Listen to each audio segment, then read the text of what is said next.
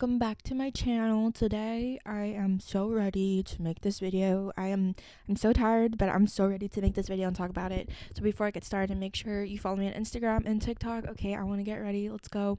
Take a seat, get some popcorn. Let's spill this. I'm so ready to expose this university because I hate them with all of my being. The other day, my friend Gwen, shout out to Gwen, texted me, sent me an article that was written by none other than Poly Post. This is for all my fellow Cal Poly students, anyone that I graduated with, we'll get into that later. Anyone going there right now, my friends going there right now, I hope you guys are just as angry about it as I am because there's so much to unpack, but we're gonna do it because this school needs to be held accountable for everything that they've done and everything they haven't done. So one sent me this article. And the headline, let's read the headline. Lawsuit filed against CPP. Whistleblowers allege incidents of retaliation and obstruction from administration. Before I start this, I just want to preface this with saying my time at Cal Poly Pomona has been the most traumatic thing in my life. Not even trying to be exaggerating. My time there has literally obliterated my mental health. It has a lot to do with my current trauma, why I have to go to therapy. Not that therapy's bad, because you should get therapy because it's good. It's good for your brain. It's so much the school, my professors, the people I've met there, how they've treated me. I've also had to deal, trigger warning, with sexual assault case mine that all of a sudden just dropped and I've never heard from them again. They treated me terribly, belittled me. My parents were there to hear all the condescending things my caseworker said to me. The fact that I have spoken to Soraya Coley in person, and it was my freshman year, and I basically told her, like, I'm working 2 jobs, and I literally got no help in financial aid. All I got was loans, and you're telling me I can pay, like, $5,000 out of pocket? I can't afford that. What do I do if I can't afford that? And she told me, looked me in the eyes, and was like, you just need to work harder. Excuse me, I'm 18 years old, taking on 2 part-time jobs, while trying to pass my college courses that I'm still new to. Like, I'm literally a freshman in college. I don't know what I'm doing. I'm just asking for a little bit of help. I'm not asking for a full ride. Like, even just $200, $300, that would help me so much. Why is our parking $250 when I'm just driving around paying $250 because then I can't find parking? Hello. Let's get into it. I'm already mad. All right, here we go. A Cal Poly Pomona University police sergeant filed a lawsuit on October 7th alleging violations of the Whistleblower Protection Act in retaliation by University President Soraya M. Coley and Vice President of Student Affairs Christina Gonzalez. In the lawsuit filed by Sergeant Marcus Simpson, the sergeant alleged multiple incidents where CPP administration obstructed university police investigations, which ultimately led to 5 university police sergeants filing whistleblower complaints. I'm going to give SparkNotes synopsis because I don't feel like reading this whole thing. If you want to read it, it would be linked in the description for the Poly Post thing. I tried Googling it, and it doesn't really, like, even show up, so they've been really good about keeping it low, at least recently. This has only been posted 4 days ago. But basically, Coley sent a mass email exposing the whistleblowers, and the lawsuit suggests the existence of mutiny within the university police department and referred to several previously unreported police investigations on campus, including that of an alleged $1 million theft from the CPP Foundation. So there's 3 claims basically that this article is talking about. The first one is that the lawsuit states that in 2018, I was a freshman during this year, CPP officials intentionally hindered, prevented, and ultimately stopped a criminal investigation regarding an embezzlement by a professor. The claim alleges that in 2017, Cal Poly Pomona was aware that a professor embezzled $100,000 for their European vacation trip and spent it on things that weren't related to school activities, obviously. While knowing this information and learning about the investigation, Coley ordered the investigation to be stopped and had all the documents destroyed. Like, what is this? House of Cards? Like, you had all the documents destroyed, but then you're gonna blast our emails and be like, Cal Poly's a community, we respect each other, and we're all here for each. I remember, even I sat in graduation because I didn't want to walk with my abuser. I remember sitting there, rolling my eyes and just being like, are you serious? Like, everyone's eating her words up, okay? Because no one ever wants to speak out or bat an eye or even talk about it because it's just like, whatever. I can't do that. I can't. It's not in me to do that. And when I sat there and heard her graduation speech saying, having a president doing all this for you, or basically just I was there for you with open, literally gaslighting us, being like, she was there for us, by destroying documents. Let's continue. There's a second incident. The second incident claims that CPP administration interfered with the investigation of a student that falsely reported identity theft. According to the lawsuit, in February 12, 2020, I was a sophomore, I think, during that time, a student reported to the UPD that his debit card had been used without his permission over 40 times and filed a police report. During the investigation, UPD discovered that 38 out of the 40 purchases were in fact done by the student. This resulted in the Los Angeles County District Attorney's Office filing one count of PC 148.5, making a false police statement against the student. Upon learning about the incident, Simpson, Clay, Coley, and Gonzalez ordered then Chief of Police Dario Robinson to ask the DA to drop all charges. Given this instruction, Robinson ordered a detective to speak to DA about dropping the charges. I would also like to note the statements that from the last incident about the professor using $100,000 for his vacation. Olin Camp said that those allegations were probed as part of a CSU special investigation. A 2018 summary of that investigation showed that CSU found multiple improprieties and violations. They declined to comment in detail on that and other investigations cited in the lawsuit. The CSU takes very seriously any and all allegations of misconduct, policy violations, and fiscal improprieties. When any such we move on. Okay, the third incident. Are you ready? The third incident, if the two ones didn't blow your mind, and this doesn't, I don't know what will. Because this is Cal Poly Pomona, literally in Pomona in the Walnut area. Just known for cows and all that stuff. And she has the audacity. Maybe I'm feeling so personally attacked because I've dealt with this firsthand. But like I know for a fact there are other people that are just as furious as me, and I have dealt with Cal Poly's nonsense. The third incident outlines how Coley tried to suppress information in a felony embezzlement of over $1 million from CPP Foundation. Over $1 million? Oh, but I just need to work harder.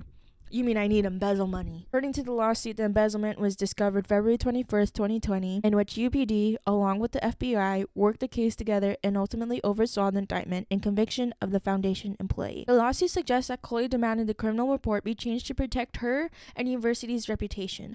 Coley also directly ordered UPD not to do a press release. Simpson claimed in fear that it may get her fired since she was on the foundation's board of directors at that time. Public financial filings by the foundation 2020 appeared to reference the theft, saying that significant internal control weaknesses were at fault for a material amount of misproportion of assets that took place over a span of time. Not related to this, but kind of. Do y'all remember, I'm talking to my Cal Poly Pomona students, when we kept getting like cybersecurity hacks and that our information has been leaked like a lot? I feel like they're doing the same thing, that like they're saying like, oh, there was significant internal control weaknesses. No. Yeah, just say that you were theft, and they might as well have been doxing us at that point. Jared Seha, executive director and chief executive officer of the foundation, said in an email he was unaware of the lawsuit. He added that he may not know as much about these circumstances as he might have. This is so funny because this is a recurring theme that people are like pointing fingers at everyone and be like, I don't know. This is literally how it was in Title IX. I hope that this comes out, and I hope there's an investigation on Title IX. Because if there's not, I will make another video just talking about Title IX and Cal Poly Pomona and how incompetent these people are and how horrible these people are handling sexual assault cases. They were like this. They were exactly like this in Title IX. Because when I was asked, like, what about this? Why wasn't I known this? Like, why were you lying about this? They're like, I don't know. I'm not really. You're not aware. Is this not your job? Is this not your job? They'd be acting like this is their first day on the job. Olin Camp noted in his email that the matter is appropriately referred to the local and federal law enforcement authorities, and throughout the process, the foundation and university cooperated fully with the criminal investigation and took steps to strengthen fiscal. None of this is ever going to change because university is corrupt, admin's corrupt, police are corrupt. I literally do not trust anyone. I don't trust. No. I don't even care that they're saying that he's under investigation.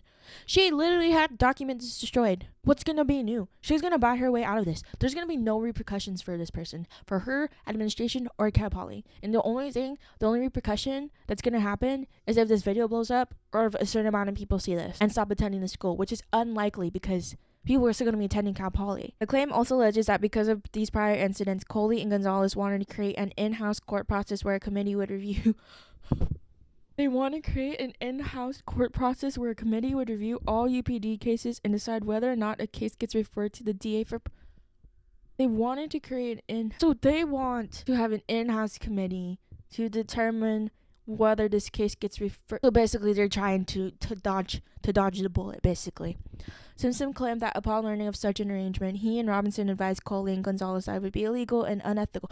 Yeah, I'm not even into law and I know nothing about it, but I could tell you that sounds illegal and unethical. Breathing. Simpson said he then spoke to an assistant DA about this request, who stated it was improper because it violated the DA's role of deciding who would be prosecuted. How do people get these jobs? How are people getting paid to ruin lives, to take money from people, and to give trauma? We're almost done. I'm fighting through it. The 5 whistleblower complaints were filed against Coley and Gonzalez on May 3rd, 2021. I was still in attendance, alleging malfeasance, fiduciary incompetence, and lack of leadership / if they don't get them, they need better, stronger words than just unethical leadership. Mutiny in the police department. A week later, on May 11, 2021, Coley sent out an email denying the whistleblower allegations to the entire police department, parking services, and professional UPD staff, according to the lawsuit.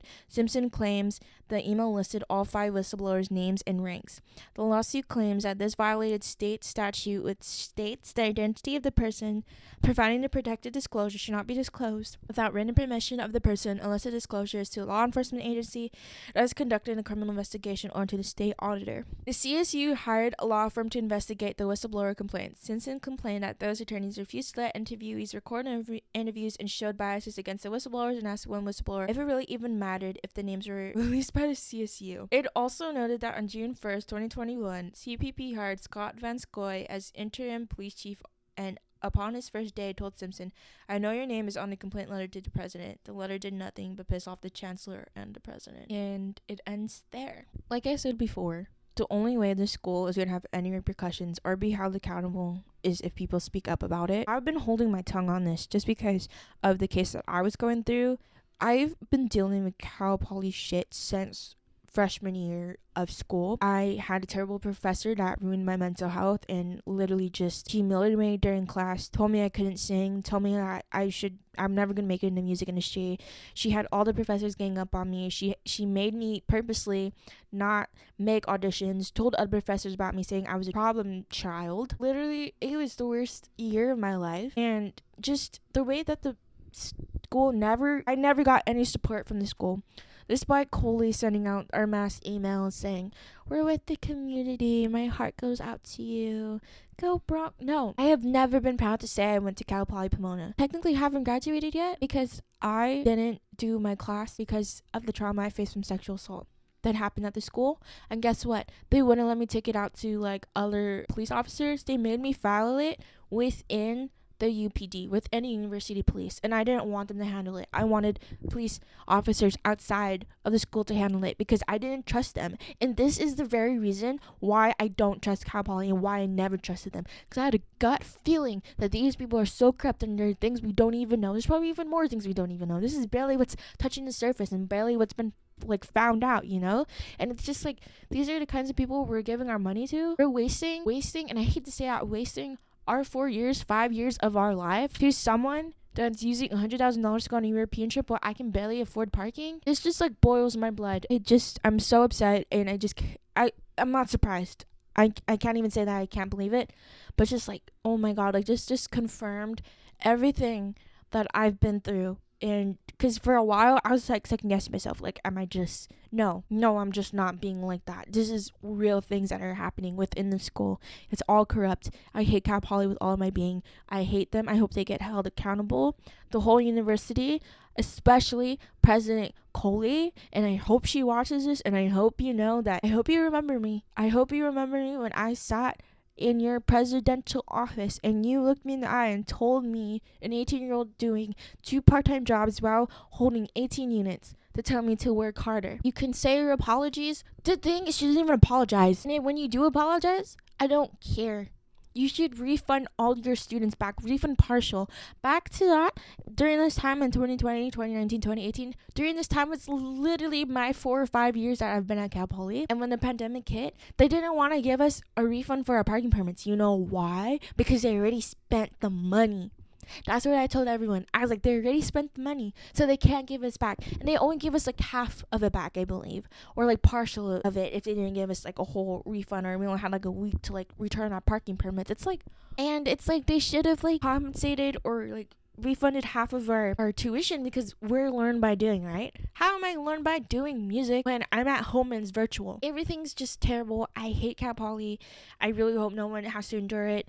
I cannot get time that I had there back, and I want them held accountable as much and as possible, and just for people to know about this university and to avoid it if possible at all costs, because none of this was worth my mental health and mental torment. Everything that I've lost and everything that I've been through is not worth it. It is not worth it at all. On the bright side, like, I've met so many good people and friends that I will carry around forever. I spent my youth there, and to be treated like shit, but disregarded and pushed aside. And I hope that whoever's watching this, I hope you guys take into account everything that I've said and all the facts that I presented, and the link to the article will be linked in the description. We'll probably make another video concerning the Title IX department at Cal Poly and the investigation that didn't even happen with my sexual assault case. And I just want to send a special, outreach to people who have messaged me when I made my initial post about the incident on Instagram, because I feel like Cal Poly never listened to me, just completely